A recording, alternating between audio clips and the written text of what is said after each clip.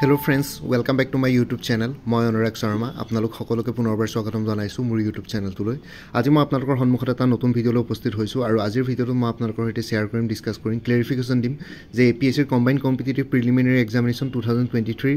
Result দিয়াত APSC কিয় পলম কৰিছে, কিয় দেৰি কৰি আছে।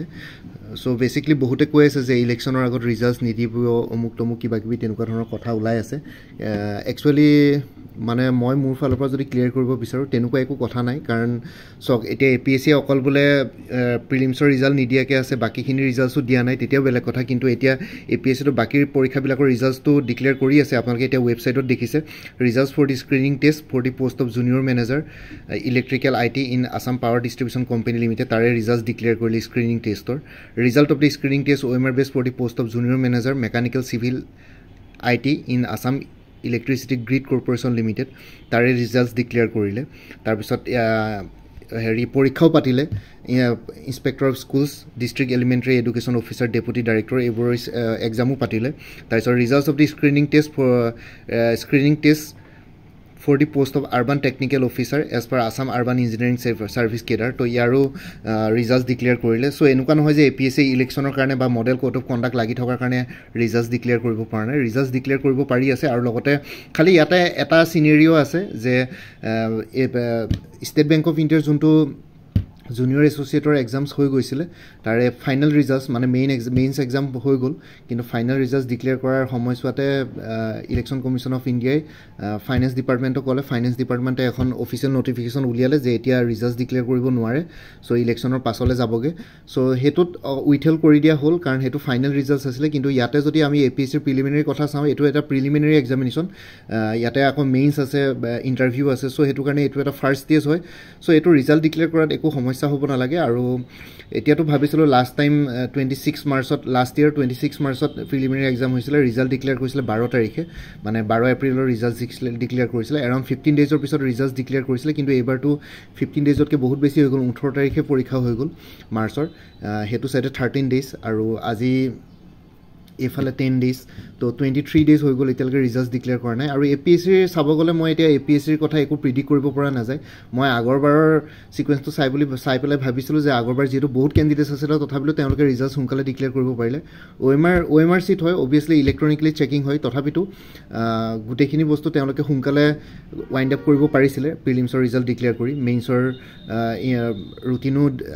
পাব্লিছ কৰিছিলে, কিন্তু এইবাৰ কিয় দেৰি লগাই আছে মই সেইটো বুজি পোৱা নাই। বাকী এক্সামছবিলাকৰতো ৰিজাল্ট ডিক্লেয়াৰ কৰি আছে, প্ৰিলিমিনাৰী ৰিজাল্টৰ ক্ষেত্ৰত কিয় দেৰি কৰি আছে সেইটো কাৰণে APSCত একচুৱেলি প্ৰিডিক্ট কৰিব পৰা নাযায়। এতিয়া চিভিল ছাৰ্ভিচেছ এক্সামিনেশ্যনৰ ৰুলছৰ মতে preliminary results within 2 weeks declare কৰিব লাগে প্ৰিলিমিনাৰী এক্সামৰ পৰা, কিন্তু APSCয়ে সেইটো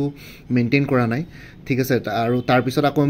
মেইনছ আপোনালোকৰ জুন জুলাইত পৰীক্ষা অনুষ্ঠিত হ'বলগীয়া আছে। আৰু আপোনালোকে নাভাবিব যে প্ৰিলিমিনাৰী ৰিজাল্ট দিয়াৰ পিছত 90 ডেইজ গেপ দিব। যেতিয়া প্ৰিলিমিনাৰী ৰিজাল্ট যদি দেৰি হয়, APSCয়ে এমাহৰ ভিতৰতে মেইনছ পাতি দিব পাৰে, তো একো ক'ব নোৱাৰে। আপোনালোকে PIL কৰক, কেছ ফাইল কৰক, সেইবোৰতো হৈয়ে থাকিব। APSCৰ ক্ষেত্ৰত সেইখিনি বস্তুটো হৈয়ে থাকে, কোৰ্টত যাওক, কিবা কৰক, সেইবোৰ টাইম পাছ হৈ থাকিব বহুতৰ। ৰিজাল্ট দিয়াৰ পিছত এনেও বহুতখিনি ওলাব, PIL ফাইল কৰিব, কোৰ্ট কেছ কৰিব, কিবা কিবি, সেইটোতো প্ৰত্যেক বছৰে চলি থাকে। চ' সেইবিলাকত ধ্যান নিদি পেলাই আপোনালোকে মোৰ মতে মেইনছৰ কাৰণে প্ৰিপেৰেশ্যন কৰি থকাই ভাল, কাৰণ কাট অফ কিমান হয় কোনেও গম নাপায়, অকল APSCয়ে গম পাব যেতিয়া ৰিজাল্ট ডিক্লেয়াৰ হ'ব। আৰু সেইটো কাৰণে আপোনালোকে ভাবি নাথাকিব 1 নম্বৰ 2 নম্বৰৰ কাৰণে নাপাব পাৰোঁ, ডিম'টিভেট হৈ পেলাই মেইনছ প্ৰিপেৰেশ্যন নকৰাকৈ থাকিব, পাছত এমাহৰ পিছতে পৰীক্ষা পাতি দিব। চ' আৰু বেচিকলি কথাটো হ'ল পাতিব নোৱাৰে এমাহৰ পিছত, অভিয়াছলি 90 ডেইজ গেপ দিব লাগে, 80 ডেইজ গেপছ দিব লাগে, তেনেকুৱা ধৰণৰ কণ্ডিশ্যনছ কিছুমান আছে, ৰুলছ এণ্ড ৰেগুলেশ্যনছ আছে। কিন্তু হ'লেও APSCটো আজিলৈকে আপোনালোকে দেখিছে তেনেকুৱা ধৰণৰ একো ৰুলছ ফ'ল' নকৰে। চ' সেইটো কাৰণে APSCৰ can be taken as granted. So' সেইটো কাৰণে আপোনালোকে প্ৰিপেৰেশ্যন কৰি থাকক, যিকোনো মুহূৰ্তত পৰীক্ষা পাতি দিব। এতিয়া প্ৰিলিমছৰ ৰিজাল্ট যদি ছাপ'জ মই এনেই ধৰি লৈছোঁ, তেনেকুৱা হ'ব নালাগে ইলেকশ্যনৰ পিছত আগত, সেইবোৰ কোনো কথা নাই, বিহুৰ আগত পিছত তেওঁলোকৰ যদি ৰেডি হৈছে তো ৰিজাল্ট ডিক্লেয়াৰ কৰি দিব পাৰে। ইয়াত একো তেনেকুৱা কি বুলি কয় ৰেষ্ট্ৰিকশ্যনছ নাই ৰিজাল্ট ডিক্লেয়াৰ কৰাত। আৰু চ' সেইটো কাৰণে আৰু এটা কথা ক'ব বিচাৰোঁ যে আপোনালোকে এইটো ভাবি নাথাকিব যে প্ৰিলিমছ ৰিজাল্ট ডিক্লেয়াৰ কৰাৰ পিছত 90 ডেইজ দিব প্ৰিপেৰেশ্যন কৰিবলৈ, ইটো দিব সিটো দিব। চ' সেইবোৰ ভাবি নাথাকিব, প্ৰিপেৰেশ্যন কৰি থাকক মেইনছৰ কাৰণে, অলপ হ'লেও ষ্টাৰ্টিং কৰি যাওক, কাৰণ প্ৰিলিমছ ৰিজাল্ট দিয়াৰ পিছত আপোনালোকৰ টাইম একেবাৰে কম দিব পাৰে। কাৰণ জুন জুলাই দি থৈছে, তো অভিয়াছলি জুনৰলৈকেতো ইলেকশ্যনছো কমপ্লিট হৈ যাব, ৱাইণ্ড আপ হৈ যাব গোটেই ইলেকশ্যন প্ৰচেছটো। চ' তেতিয়ালৈকে ৰিজাল্ট মানে কি পৰীক্ষা অনুষ্ঠিত কৰি দিব, তো সেইটো কাৰণে আপোনালোকে টাইম নাপাব, হাৰ্ডলি চাগে 40 ডেইজ to 60 days time পাব মেইনছৰ আগত সো তেতিয়া হেতু সময়ছত পঢ়া নহবগে পিছত যদি প্ৰিলিমিনাৰী ৰিজাল্টস যদি দিয়া দেৰি কৰে তেতিয়া কথাটো কৈছো কিন্তু আজিও ওলাই যাব পাৰে একো ক'ব নোৱাৰে এপিএসসি একো প্ৰিডিক্ট কৰিব পৰা নাই আৰু ইন্টাৰনেল সোৰ্স তাতে যোনকিজন কৰ্মচাৰীয়ে চাকৰি কৰি থাকে তেওঁলোকৰ মুখৰ পৰা যদি আপোনালোকে শুনে আজি দিব কালি দিব ৰিজাল্ট হেতু হসা নহয় তাতো মানুহবিলাকে মিছা কথাই কৈ থাকে কোনেও একো গম নাপায় যেতিয়া এপিএসসি চেয়াৰম্যানে যেতিয়া বস্তুটো সিগনেচাৰ কৰিবলৈ ক'ব যে ৰিজাল্ট আউট কৰক বাকি তলৰ মানুহখিনি একো গম নাপায় কাৰো কথা একো বিশ্বাস কৰি লাভ নাই সো এজ অফ নাও তো মইতো কৈছো এপিএসসি মেইনছৰ কাৰণে প্ৰিপাৰেচন কৰি থাকো মেইনছৰ কাৰণে সময় নাপাব ইয়াতে আপোনালোকে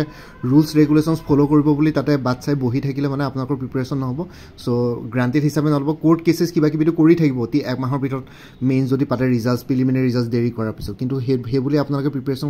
নকৰাকে নাথাকিব কাৰণ পিছত গৈ পেলাই দেখিব যে কোৰ্টেও পৰীক্ষা অনুষ্ঠিত কৰিবৰ কাৰণে এপিএসসি পাৰমিশন দি দিছে সো হেতু কাৰণে এইবোৰ মিথত নাথাকিব বা এইবোৰ ডিলাইমাত ৰাখি পেলাই নিজকে নাৰাখি পেলাই প্ৰিপাৰেচন ষ্টাৰ্ট কৰি দিও মেইনছৰ ৰিজাল্টস যেতিয়া দিয়ে দিব আৰু এতিয়া একো ক'ব পৰা নাযায় বহুত কথা কৈ থাকিব ৰিজাল্টস আজি দিব কালি দিব কিবা কি ময়ো কৈ আছিলো কাৰণ মই লাষ্ট ইয়াৰৰ যোনটো ট্ৰেন্ড চাইছিলো ফাৰ্স্ট এনাফ হৈছিল প্ৰসেসটো সো ভাবিছিলো এবাৰ ফাৰ্স্ট এনাফ হ'ব কিন্তু এবাৰটো আকৌ লাষ্ট ইয়াৰৰ ৰুলছটো ব্ৰেক হ'ল সো হেতু কাৰণে একো ক'ব পৰা নাযায় আজিও দি দিব পাৰে যিকোনো মুহূৰ্তৰ ৰিজাল্টস ওলাই যাব পাৰে সো হেতু কাৰণে আপোনালোকে মেইনছৰ কাৰণে প্ৰিপাৰেচন কৰি থাকক আৰু কাট অফৰ কথা চিন্তা নকৰিব কাট অফ বহুতে কৈ আছে যে ক্যান্ডিডেটস কম আছে কাট অফ এবাৰ বেছি যাব পাৰে তো তেনেকুৱা ধৰণৰ একো কথা নহয় লেভেল অফ ডিফিকাল্টি আৰু কোনে কিমান এটেম্প কৰিছে সিসেট পেপাৰটো বহুত ফেল বহুতে কোৱালিফাইড নকৰিব সো হেবোৰ কন্ডিশনসও বহুত আছে এনেকুৱা নহয় যে কাট অফ বেছি যোৱাবাৰ জেনাৰেলৰ কাট অফ 74.5 আছিল জেনাৰেল মেইলৰ সো এবাৰ 80 to 85 থাকিব লাগে মোৰ মতে কিন্তু তাতকে যদি কমো হয় সাৰপ্ৰাইজ নহব আপোনালোকে ভাইব যে কিছুমানে কৈ আছে যে 100 প্লাস যাব 90 প্লাস যাব তো এবাৰ যদি কেতিয়াবা এপিএসসি ৰিজাল্ট দিয়া পিছত দেখিব বলে 74.5 লাষ্ট টাইম আছিল এবাৰ বলে 70 কে তলত গলগে ক'ব নোৱাৰে একো ক'ব নোৱাৰি এইবোৰ কথা কাট অফৰ কথা কম্পিটিটিভ এক্সামিনেশন সো হেতু কাৰণে সাৰপ্ৰাইজ নহব সদায়টো সাৰপ্ৰাইজ দিয়ে থাকে এপিএসসি সো হেতু কাৰণে হেবোৰ ভাবি পেলাই আপোনালোকে প্ৰিপাৰেচন কৰি থাকক মই ইমানেই আপোনালোকক কম এজ অফ নাও আৰু লগতে যিসকলে অন্য এক্সামছ বিলাকৰ কাৰণে প্ৰিপাৰেচন কৰি আছে like Assam cooperative apex bank assistant APSC child development project officer Assam dairy recruitment women and child ডেভেলপমেণ্টৰ statistical assistant Assam police APSC computer operator APSC tourism development officer তাৰপিছত এপিএসসি মটৰ ভেহিকল ইন্সপেক্টৰ তেওঁলোকৰ কাৰণে ফুল কোৰ্চেছ available আছে আপোনালোকে দেখিছে এই ভিডিঅ'টোৰ ডেছক্ৰিপশ্যন আৰু কমেণ্ট ছেকশ্যনটো মই পিন কৰি দিম ইয়াৰ ভিতৰত ফুল কোৰ্চেছবিলাক এমচিকিউ ফৰ্মেটত আছে মাল্টিপল চইচ কুৱেশ্যনছ আছে এজ পাৰ অফিচিয়েল চিলেবাছ প্ৰাইচবিলাক দেখিছে আসাম কোঅপাৰেটিভ এপেক্স বেংকৰ full course 450 APSC women and child APSC Child Development Project Officer মানে CDP full course to 350 Assam Dairy Equipment 2023 full course 450 Women and Child Development Statistical Assistant full course 400 Assam Police full course 450 APSC Computer Operator full course 400 APSC Tourism Development Officer full course 450 APSC Motor Vehicle Inspector full course 450 Interested candidates সকলে এই WhatsApp number to 9706557851 এই WhatsApp number to message কৰি জনাওক আপোনালোকক কোনটো course লাগে সেই কোৰ্সটোৰ details কিনি কন্টেন্টছ কিনি মই আপোনালোকৰ সৈতে শেয়াৰ কৰিম আপোনালোকে খুজিলে হল যে কন্টেন্টছ লাগে আৰু লগতে হেখিনি মাল্টিপল চইচ কোৱেশ্যনছ ফুললি সলভ আছে আপোনালোকে আকৌ এনসাৰছ বিচাৰিব লাগে এনসাৰছও আছে কিছুমান এক্সপ্লেনেশনছও আছে যোনবিলাকত ম্যাথছ ৰিজনিং এপ্টিটিউড আছে তাৰ কাৰণে এক্সপ্লেনেশনছ আছে স্টেপ বাই স্টেপ এক্সপ্লেনেশন ফৰ্মুলা গুটেইখিনি বস্তু আছে তাতে আৰু ইয়াতে যোনটো WhatsApp নম্বৰ দিয়া আছে সেই নম্বৰটো অনুগ্ৰহ কৰি কল নকৰিব হেতু জাস্ট WhatsApp মেছেজৰ কাৰণে এভেইলেবল আৰু লগতে জনাওক WhatsAppত আপোনালোকৰ পেমেন্টৰ লিংক দিম পেমেন্ট কৰাৰ লগে লগে আপোনালোকে WhatsAppতে গুটেইখিনি ষ্টাডি মেটেৰিয়েলছ PDF ফৰ্মেটত পাই যাব আৰু লগতে এই ভিডিঅ'টোৰ ডেছক্ৰিপশ্যন আৰু কমেন্ট ছেকশ্যনটো এই কোৰ্সসমূহৰ কথা দিয়া আছে আপোনালোকে তাতো এবাৰ চাই ল'ব পাৰিব বাকি ইমানে আছে আৰু এটা মোৰ চেনেল আছে অনুৰাগ শৰ্মা অসম আইকিউ বুলি সেই চেনেলটোৰ লিংকটো এই ভিডিঅ'টোৰ ডেছক্ৰিপশ্যনতে দিয়া আছে আপোনালোকে হেতু চেনেল সাবস্ক্ৰাইব কৰি ল'ব পাৰিব সো ভৱিষ্যতলৈ এনেকুৱা কম্পিটিটিভ এক্সামছ বিলাক দিয়াৰ ক্ষেত্ৰত আৰু এক্সট্ৰা গাইডেন্স পাই যায় বাকি APSC CC 2020-24 Assam Civil Service Assam Police Service APSC Allied Services হেখিনৰ প্লেলিষ্ট দিয়া আছে তাতে সকল ধৰণৰ APSC ৰিলেটেড পৰীক্ষাৰ ডিটেইলছ বিলাক চাই যাব পোষ্টৰ পাই যাব এই ভিডিঅ'টোৰ ডেছক্ৰিপশ্যন আৰু কমেন্ট ছেকশ্যন চেক কৰক অনুগ্ৰহ কৰি বাকি মানে আসলে মোৰ ভিডিঅ'ছবোৰ চাই যদি ভাল পায় মোৰ চেনেলটো সাবস্ক্ৰাইব কৰি ল'ব আৰু লগতে আপোনালোকৰ যিমানখিনি ফেমিলি ফ্ৰেণ্ডছ